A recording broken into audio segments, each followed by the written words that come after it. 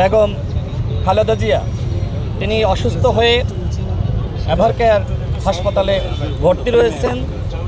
গণ অধিকার পরিষদের পক্ষ থেকে আমরা তার শারীরিক অবস্থার খোঁজখবর নেওয়ার জন্য আজকে এসেছি এবং সেখানে দায়িত্বরত যারা রয়েছে তাদের সাথে কথা বলে যতটুকু জানতে পেরেছি তার অবস্থা অপরিবর্তিত, অর্থাৎ তিনি যে অবস্থায় ভর্তি হয়েছিলেন পরবর্তীতে বিএনপির যারা দায়িত্বপ্রাপ্ত নেতৃবৃন্দ বা দায়িত্বশীল ডাক্তার যারা রয়েছেন তারা আপনাদেরকে ইতিমধ্যে আপডেট জানিয়েছে।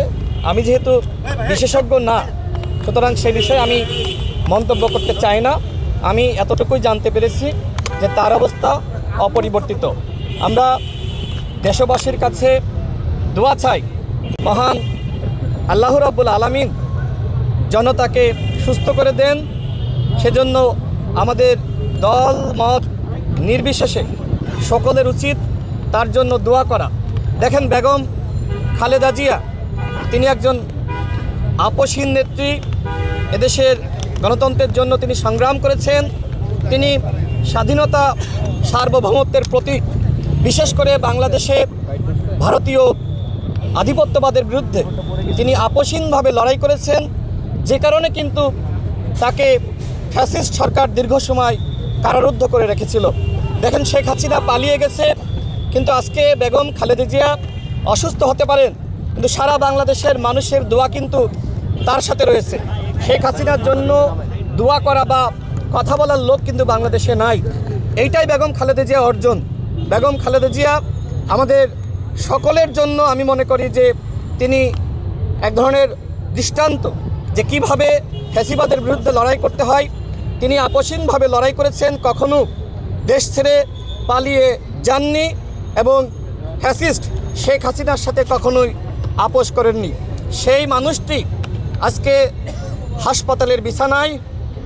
আমাদের দলের পক্ষ থেকে বিভিন্ন জায়গায় দোয়ার আয়োজন করা হয়েছে। আজকেও যাত্রাবাড়িতে আমাদের দলের পক্ষ থেকে দোয়ার আয়োজন করা হয়েছে।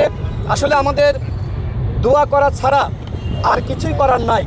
বাট আমার একটি জায়গা, আমি যেটি আগেও বলেছি, যে মহান আল্লাহ রাব্বুল আলামিন তাকে ততদিন দীর্ঘায়ু দান করুক যতদিন না পর্যন্ত শেখ হাসিনার ফাঁসি কার্যকর হয়। কারণ এই মানুষটি শেখ হাসিনার দ্বারা ব্যাপকভাবে নিপীড়িত, নির্যাতিত। বেগম খালেদা জিয়া যে সময় তিনি জেলে যান, দেখবেন যে পায়ে হেঁটে জেলে গিয়েছেন, সেই মানুষটি পরবর্তীতে হুইল চেয়ারে কিন্তু মুক্তি পেয়েছে। অর্থাৎ তিনি যে অসুস্থ এবং তাকে যে এই অবস্থায় আমরা দেখছি, এর জন্য একমাত্র দায়ী ভারতীয় মদতপুষ্ট শেখ হাসিনা সরকার। অর্থাৎ আজকে যে তিনি হাসপাতালে, আজকে যে তিনি অসুস্থ, এর জন্য শেখ হাসিনা দায়ী। আর এই জন্যই কিন্তু আওয়ামী ফ্যাসিবাদকে মানুষ ঘৃণা করছে। আমি সর্বশেষ বলতে চাই, আসুন আমরা সবাই তার জন্য মহান আল্লাহ রাব্বুল আলামিনের দরবারে দোয়া করি। দেশবাসীর কাছে আমার অনুরোধ, তার জন্য আপনারা বেশি বেশি দোয়া করুন। আজকে বিএনপি নেতৃবৃন্দ ইতিমধ্যে কিন্তু তার স্বাস্থ্যের অবস্থা জানিয়েছে, তার অবস্থা এখনো পর্যন্ত অপরিবর্তিত। বাট আমার দৃঢ় বিশ্বাস যে তিনি আমাদের মাঝে আবারও সুস্থ হয়ে ফিরে আসবেন এবং আগামী ফেব্রুয়ারি মাসে যে নির্বাচন হবে, সেই নির্বাচনে তিনি জাতির অভিভাবক হিসেবে তিনি ভূমিকা রাখবেন। আমি সেই আস্থা রাখছি। মহান আল্লাহ রাব্বুল আলামিন অবশ্যই তাকে সুস্থতা দান করবেন বলে আমি মনে করি।